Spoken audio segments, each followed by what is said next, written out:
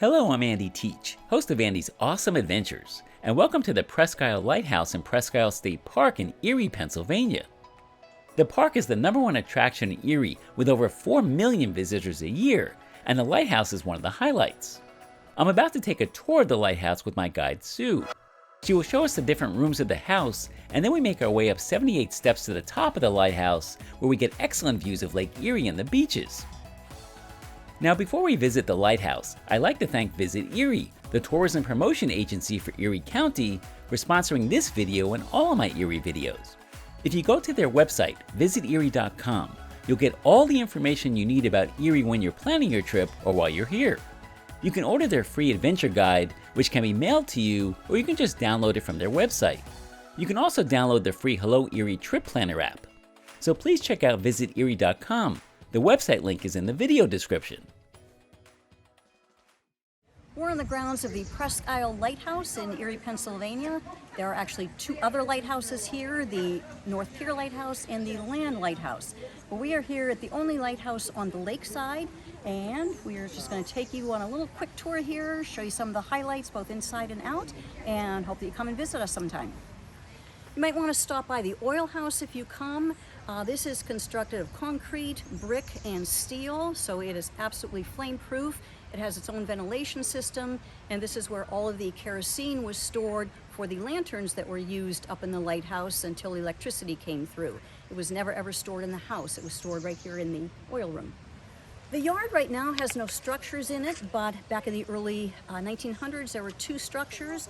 There was a barn where the keeper kept all of his tools, and there was also a privy, an outdoor outhouse, because there was no indoor plumbing for quite a few years. Surprisingly, not until the 1950s.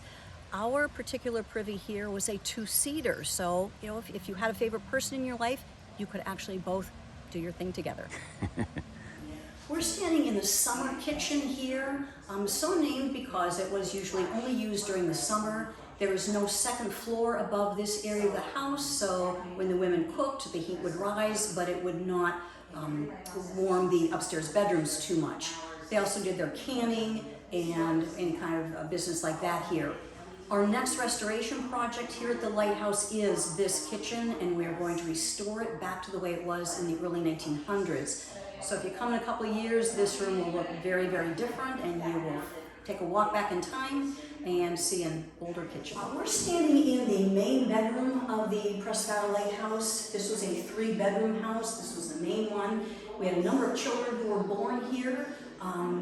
The daughter of our very first lighthouse keeper was born here, as was his next daughter.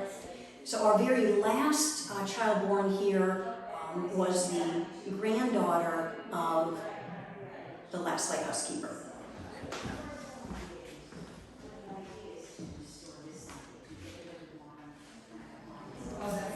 This is a 4th order Fresnel lens. It is the size of the lens that we had here at our lighthouse, although not our original lens. This was the means by which we got the light out to the sailors on the lake. And it was the invention of Augustin Fresnel, and he determined that if you took a spherical lens and added some prisms, you could take all the light from a kerosene lamp, concentrate it, send it out onto the lake, and our lens could be seen 15 miles out. Just an unbelievable invention here. So if you stop by, make sure you spend some time with this.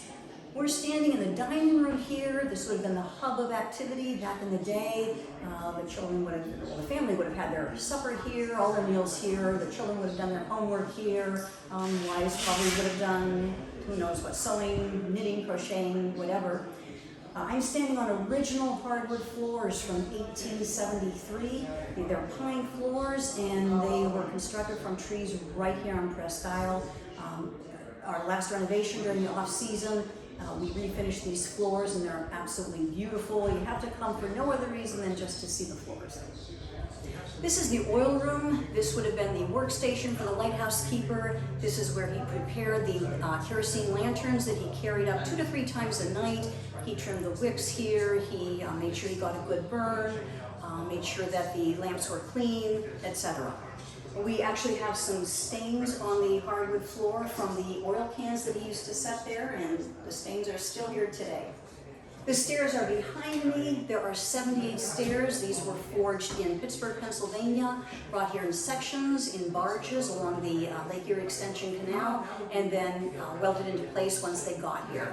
So make sure that you're hardy and can make it up to 78 stairs. If you do, the view is amazing and absolutely worth it. So we have quite narrow stairs here. Hold on to the railing. Okay, 78 steps?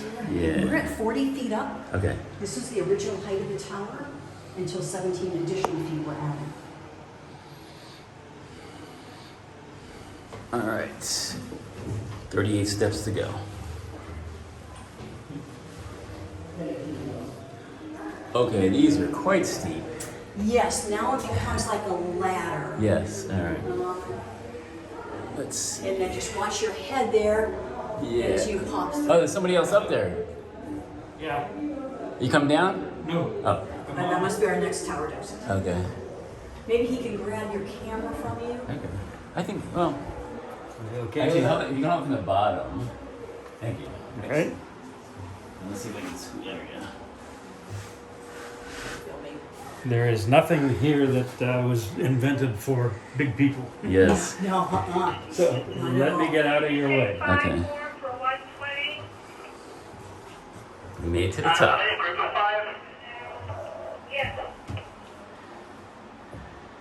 Oh yes, I recognize the beaches over there. And then here's the light now, the source of the light.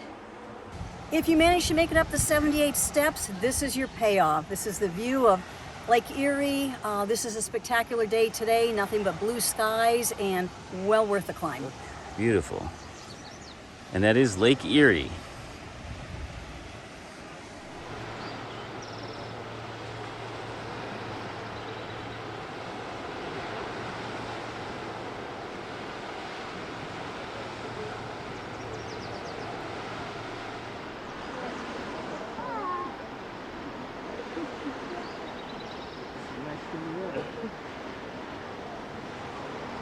We're higher than the birds.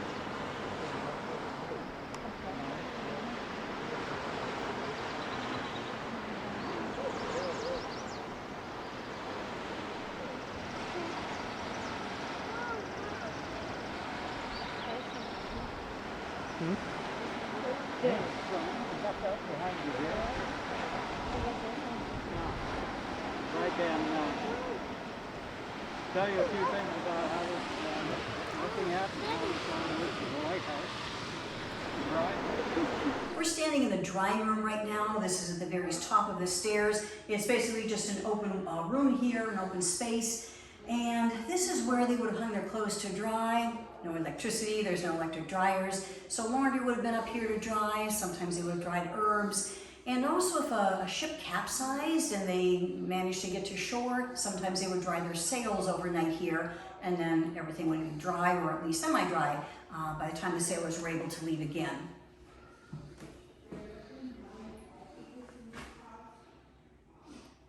This is one of the upstairs bedrooms. We have restored it to the way that it might have looked in the early 1900s. It's not a real big room, but it certainly does get the job done. You can see next to the bed there is the infamous chamber pot, because, as we mentioned earlier, there was no indoor plumbing and you did not want to go outside in the elements in the dark of night. Over here we have three of our 9 lighthouse keepers. The first on the left, Charles Waldo, and his daughter was the first daughter, his daughter Nellie, first child to be born right here in the lighthouse. In the middle is Andrew Shaw, his wife Mary. He served as lighthouse keeper the longest at 26 years. They had no children, it was just the two of them. At the time there was no road here, so there was very, very little in the way of visitations. And on the right is our last lighthouse keeper, Frank Huntington, and his wife Ruth. And again, his granddaughter was the last baby born here in the lighthouse. Once the electricity came through, the lighthouse keepers really were not needed anymore, and the Coast Guard took over operation of the light.